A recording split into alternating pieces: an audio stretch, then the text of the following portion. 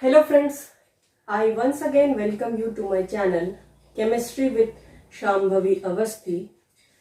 We were discussing about the IUPAC series, and in that IUPAC series today we will be going for the second lecture that tells us about the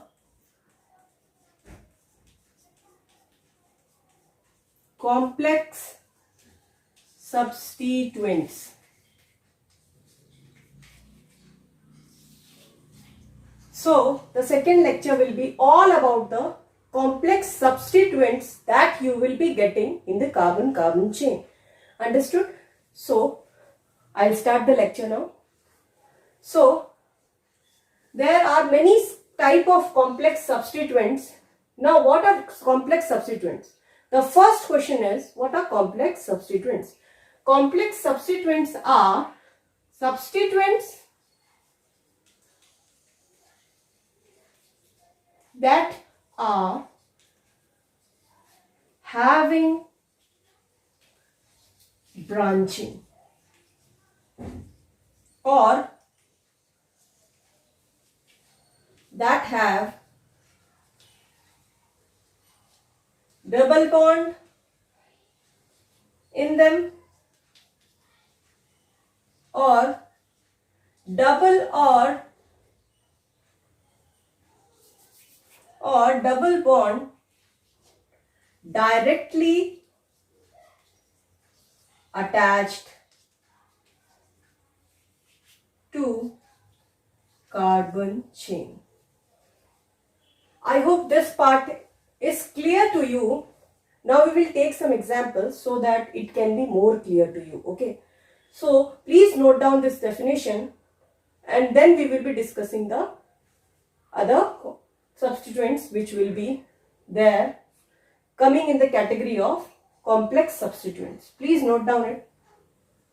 I hope you have noted it.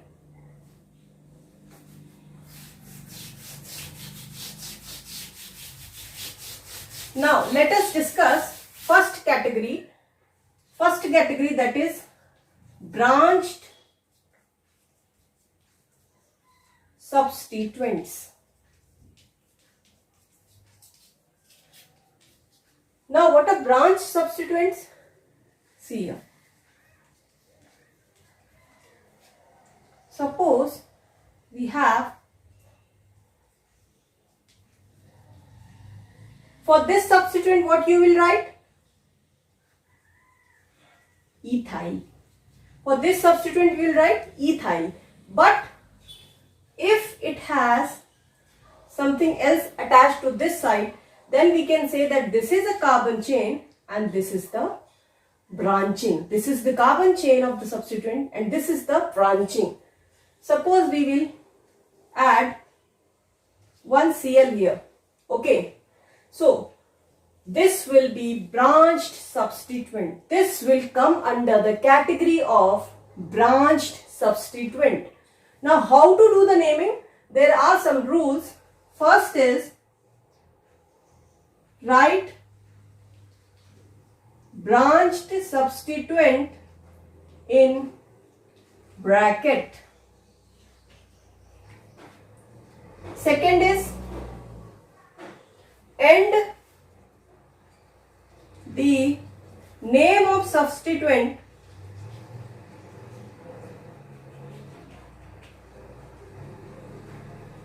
by "-il" suffix. Okay. And the third says that in that substituent, the carbon atom that is directly attached to the carbon chain, that will be numbered as 1. Carbon attached, I'll write it down here.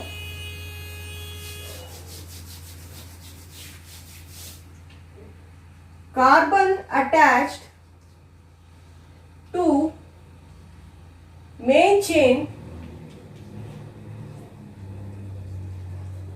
numbered as 1. Okay, so these are 3 rules that we will be taking in consideration. Then how to write the name? Now we will be writing the name of this compound.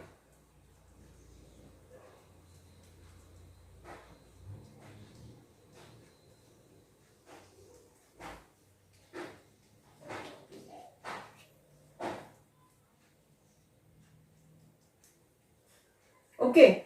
Now let us discuss how to write the name of this compound. Now see here. 1, 2, 3.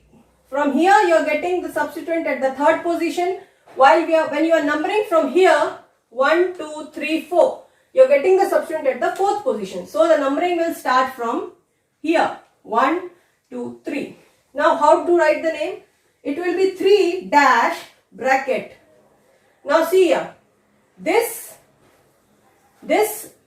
carbon is first. This carbon is first. So what we will do, 1 and 2. Again you number it. 1 and 2. 1 dash and 2 dash we can say. Okay. Now we will write 1 dash. Now on the first position you can see there is a chlorine group. On the first position there is a chlorine group. So for chlorine, what you will write the suffix? That will be chloro. Then how many carbon chain? How many carbon atoms? How many carbon atoms in the substituents? 2 carbon atoms. For 2 we will write eth. What is the bonding? Bonding between carbon is sigma. So we will write N, and instead of writing E, the rule says that it should end by YL. Ethenyl. Ethenyl. So 3 dash bracket 1 chloro ethenyl, and then 1, 2, 3, 4, 5, 6. 6 carbon atom, hex. Then what is the bonding? Bonding is sigma bond. So it will be N. So this is how the branched substituents are named. Let us take some more examples.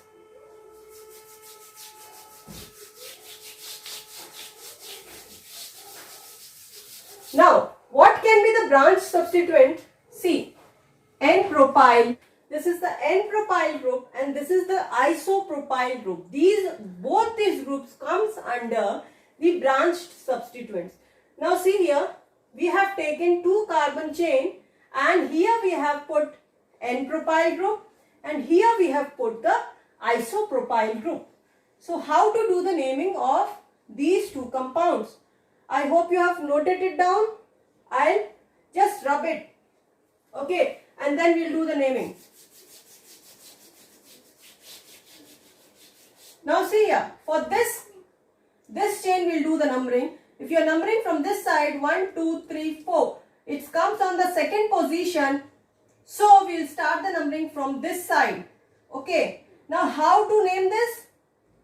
See, it will be second 1.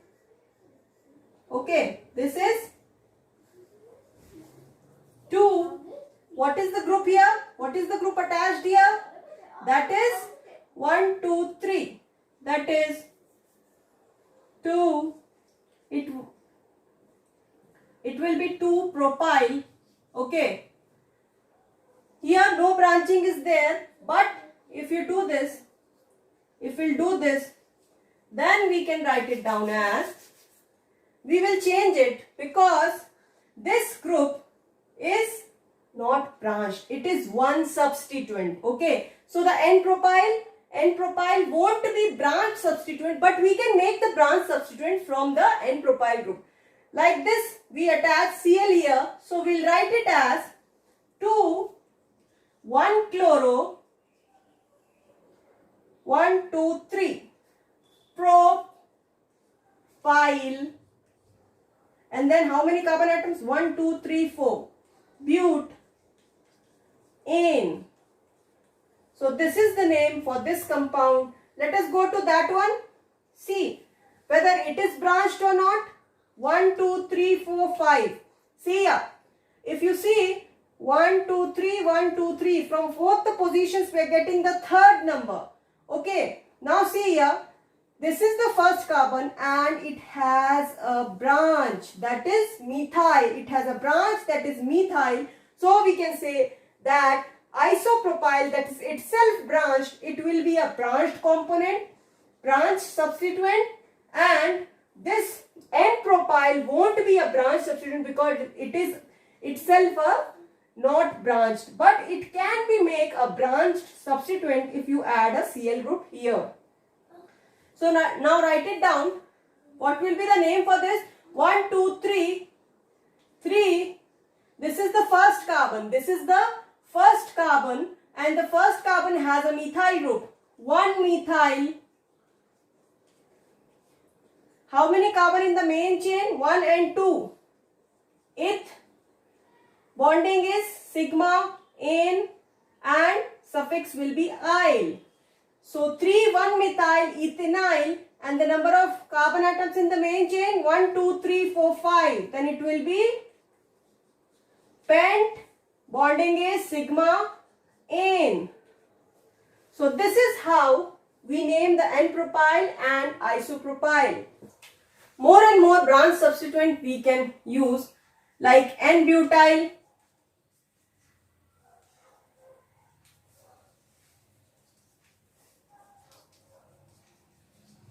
If you will attach from here, it will be N-butyl.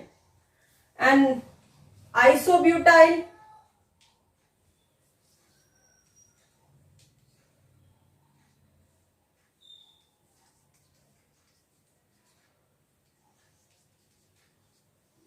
This is isobutyl. Then secondary butyl. If you will attach, it will attach from here. If you will attach from here,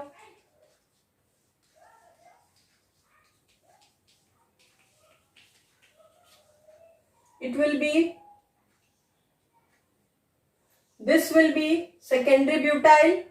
Now see the structure. Isobutyl, this carbon, what we are doing, we are taking one hydrogen from here to here, and then we are putting this to this CH, and this CH3 remains the same. But in secondary butyl, see what we are doing?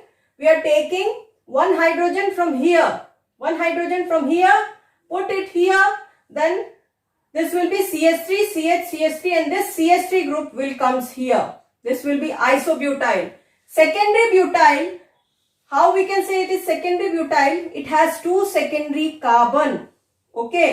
Now, you already know that the carbon that is attached to the carbon-carbon main chain, that will be the primary carbon, and the carbon attached to the primary carbon will be the secondary carbon. So here are two secondary carbon. So this will be secondary butyl structure. Then one more, tertiary butyl.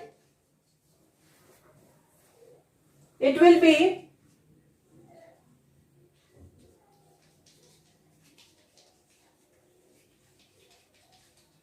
this is tertiary butyl. This is tertiary butyl. So these are some of the branched substituents that you will be getting. Now let's move to the other type of complex substituents.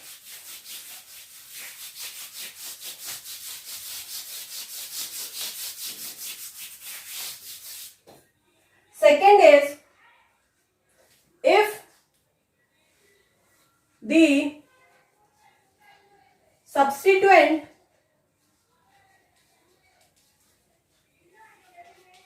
has a double bond or triple bond in it.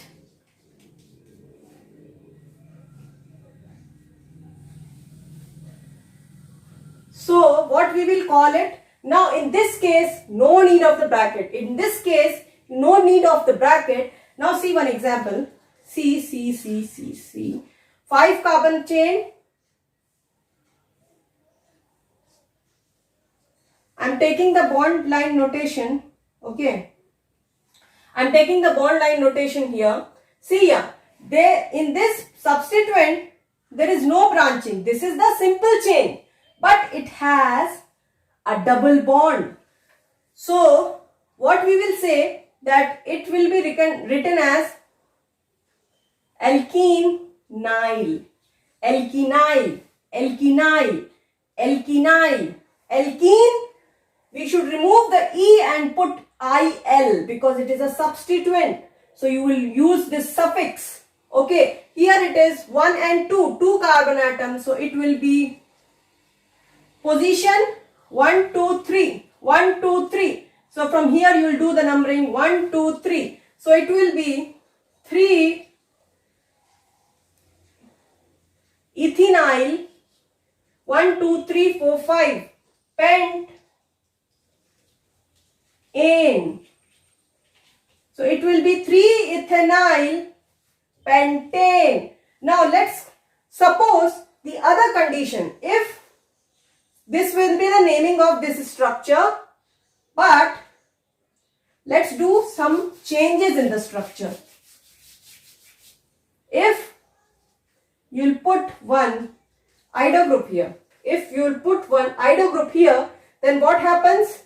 This structure is branched. This structure becomes branched. So now what you will do? You will write the substituent as branched substituent and you will write it in bracket. So what it will become? 3. Now this is the first carbon, 2. So it will be 1 iodo ethynyl and then 1, 2, 3, 4, 5. That is pentane. Okay children. So either the substance should have double bond or triple bond. Similarly, if it has a triple bond, then what you will write? You will write as alkylidine, alkynyl, alkynyl, alkynyl, alkynyl, alkynyl. Okay. Now let me change this structure. I hope you have noted this, children. Please note it down. Now the same carbon chain will change the structure.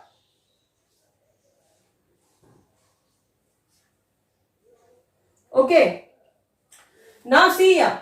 This has 2 carbon. So it will be eth, triple bond, ine, yl. So this will be ethynyl, ethynyl. And similarly, if we attach a chlorine, it will be branched. It will be branched. This has become branched. So how you will write? You will write it as 3, 1 chloro, ethynyl, then 1, 2, 3, 4, 5, 5 carbon atom pent, ane, sigma bond between the carbon atoms, therefore pentane. So I hope you have understood this. You will write, this will be known as, the substituents will be known as either alkynyl or alkenyl. Yl substituent will be attached. Instead of the E of alkene, you will remove the E and Yl you will add. Here in alkyne, you will remove the E and Yl you will add. So this is the second type of complex substituent. I hope you have understood, children. Now the third type.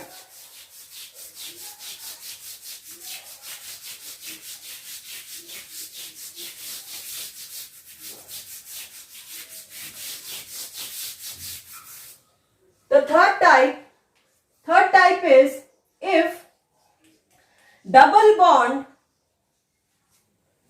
directly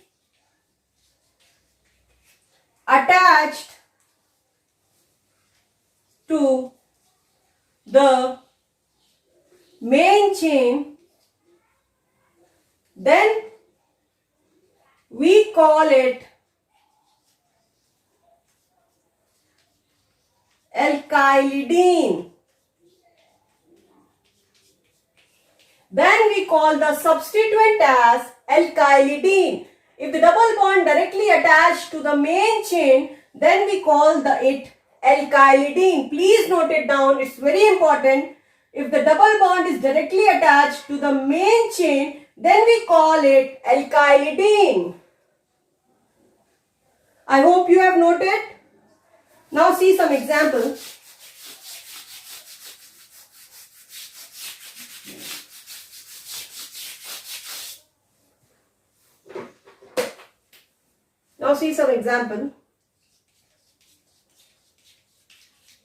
Okay. Now here,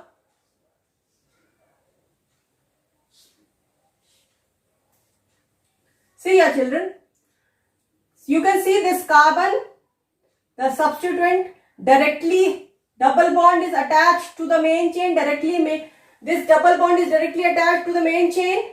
Okay, now you count the number of carbon, 1, 2, 3. Okay, so the name of the substituent will be 3 carbon atoms.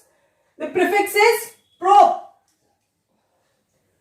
And we have known that if the double bond is directly attached, it will be called alkylidine. So propyli,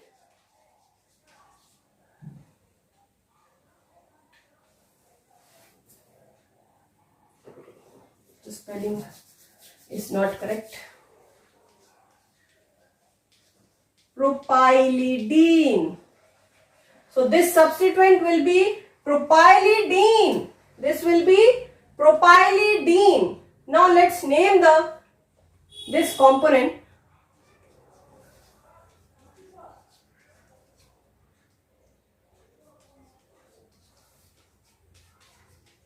Okay. Now see here. If you start the numbering from here, 1, 2, 3. If you start from here, 1, 2, 3, 4. So you should start from here.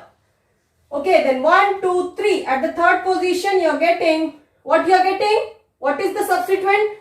3 propylidine